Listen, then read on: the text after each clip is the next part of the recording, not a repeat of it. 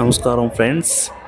కావలి పట్టణము మన ఆంధ్రవాసులకు కావలి పట్టణం తెలియని వారు ఎవరు ఉండరు. అలాగే కావలిలో ఏం చూడాలి అని ఎవరినైనా అడిగితే ప్రతి ఒక్కరూ చెప్పే మాట కావలి దేవతగా ప్రసిద్ధి చెందిన శ్రీ కలుగోళ శాంభవి అమ్మవారి దేవాలయము. ఆ దేవాలయం ఉత్సవాలు సంక్రాంతి పండుగ టైంలో జరుగుతాయి. చూడండి, ఎంతో అద్భుతంగా లైటింగ్లు ఏర్పాటు చేసి అమ్మవారికి 14/1/25 సంక్రాంతి రోజు రాత్రి జాగారం చేసి మరి భక్తులు వారి భక్తిని చాటుకున్నారు. పార్వతీదేవికి ప్రతిరూపంగా వెలసిన అమ్మవారే శ్రీ కలుగొల శాంభవి అమ్మవారు. సంక్రాంతి టైంలో ఈ అమ్మవారి తిరునాళ్ళు కావలి పట్టణంలో వైభవంగా జరుగుతాయి. తిరునాళ్ళంతా సంక్రాంతి రోజు రాత్రే బాగా జరుగుతాయి. కనుమ రోజు ఉదయానికి గుడి వద్ద కానీ చుట్టుపక్కల కానీ పెద్దగా ప్రజలెవరు ఉండరు.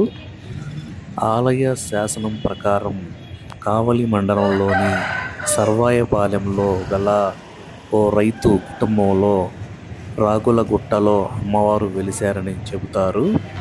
ఆ రైతుకు కలలో అమ్మవారు వచ్చి కోడికూత, రోకలి పోటు శబ్దం వినపడిని చోట తనను ప్రతిష్ఠించమని ఆ రైతుకు చెప్పారంట. అందుకని 3 కిలోమీటర్ల దూరంలోని కావలి పట్టణంలో ఈ దేవతను ప్రతిష్ఠించడం జరిగింది.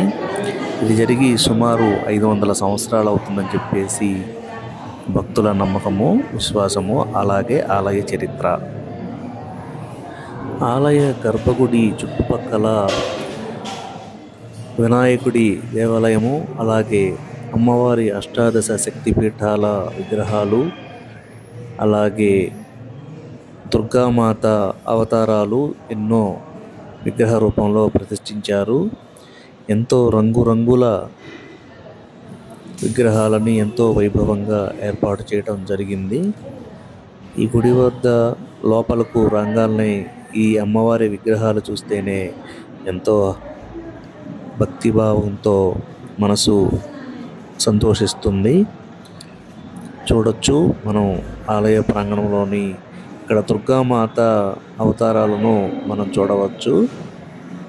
గర్భగుడికి ఒక పక్కన ఇవి కలవు. ఈ ఆలయము ఎంతో ప్రసిద్ధి చెందినది. ఈ దేవతను కూడా కావలి దేవతగా ప్రజలందరూ పిలుచుకోవడం జరుగుతుంది.